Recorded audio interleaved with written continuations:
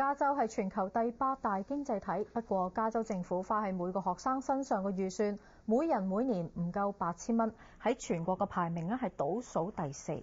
咁為咗要對抗教育預算嘅短缺咧，有啲華裔學生就挺身而出，企圖扭轉局勢。喺今日我哋嘅同一片天嘅專題報導裏邊咧，就為大家介紹一個華裔嘅高中生 Maya Robo Wong， 佢係點樣挺身而出，希望為加州啲學生討回公道呢？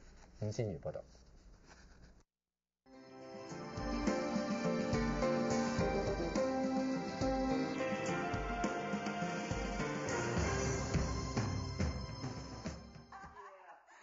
喺阿拉米達市嘅一處民宅裏邊，屋嘅裝潢擺設充滿咗墨西哥嘅風情。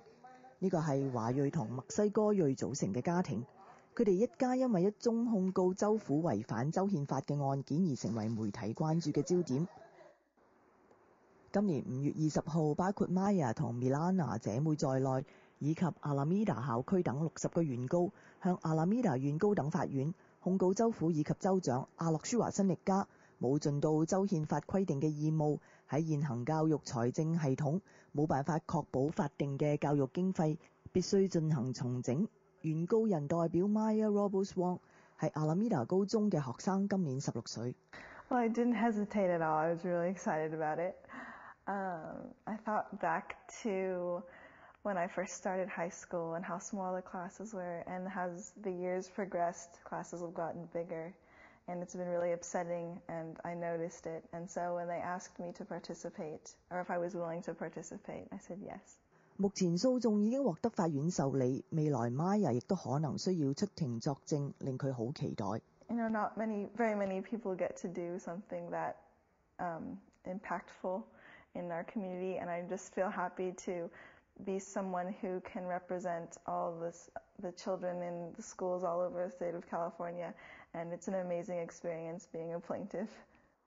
引發呢場訴訟嘅主要原因係在於加州每個學生獲得州府嘅預算，相較全國平均數明顯偏低。全國嘅公立教育開支平均花喺每一個學生身上嘅經費係9963蚊，加州嘅平均就只有7571蚊。喺各州排名第47，對好多公立學校學生都產生咗切身嘅影響，包括班級嘅人數增加、部分課程取消或者需要付費，仲有係學校顧問或者係老師被裁員。我都唔知大學係點樣嘅，而且冇咗 counselor 就好麻煩咯，因為我想知點樣報大學啊，點樣填表啊。We now each student has to pay a $200 fee just to play sports, and some people who can't afford it, it's harder for them to be able to be active in those activities. Maya 所屬嘅阿拉米達校區，每個學生從加州政府攞到嘅資源，平均更加只有4946蚊，唔到全國平均嘅一半。連佢7年級嘅妹妹都感到學校嘅財政壓力。Yeah, they're just not really doing a good job. I don't think so. And the school's trying really, really hard to, fundraise it. And, I've been to, some of the yard sales and stuff. But, yeah, so we're really trying hard. Maya 表示佢好擔心加州嘅財政問題會影響到加州學生嘅競爭力。Students from other states, and they just seemed a lot more confident and focused and prepared for whatever life or whatever college brings, the kind of hardships that they're going to have to face. I feel like students in California are going to have a much more difficult time. With even less teachers, with even less support, it's going to be even more difficult. Maya 係華裔移民家庭嘅第5代，一家人嘅姓全部都係複姓 Robles Wong， 體現嘅係父母各自嘅背景。佢嘅爸爸係美國出生嘅華裔，媽媽就係美國出生嘅墨西哥裔，兩個人透過朋友介紹而結婚。屋企兩個小朋友就係中墨美混合嘅文化裏邊長大。So I grew up in a strong Mexican family with the food that you eat every day, and the music, and the dancing, and the parties, and the weddings and stuff. So that culture, along with Mike's culture, has been a good balance for them. Maya 嘅爸爸 Michael 雖然開玩笑咁話，佢綽號 Cookie 嘅太太係家中嘅女王，一切聽從太太嘅指令。不過其實佢嘅華人移民家庭背景亦都帶俾小朋友好大嘅影響。Going back to my great-grandfather in Iowa, he immigrated here at a time when there was anti-Chinese laws at both the state and the federal level. 佢嘅曾祖父嚟自中國廣東，以洗衣店白手起家。不過子女因為排華法而冇辦法上公立學校。My grandfather realized that they could not get the education that every other American could actually get in this country. And so one of the things that happened was my grandfather's younger brother came here as a student instead. He did not immigrate here. And he ended up graduating as an engineer from Michigan and went back to China and ultimately became the dean of engineering at Nanjing University. 家族嘅經歷令 Michael 教導兩個女一定要表達自己嘅意見，參與呢次訴訟係其中一個方式。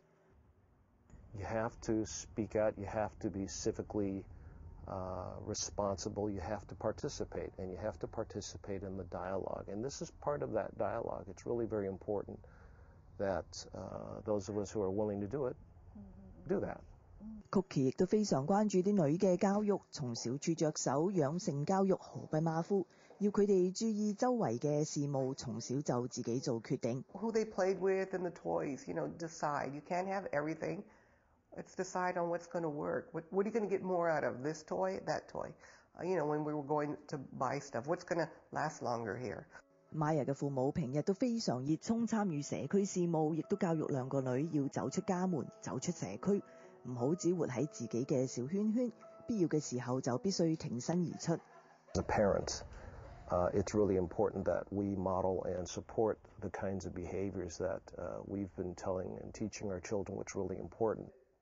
Stand up and for the truth, even if they're the only ones standing. 父母嘅言行身教，進而帶動兩姊妹亦都成為校內學生組織嘅領導階層，仲令佢哋喺呢個起訴裏邊成為風雲人物。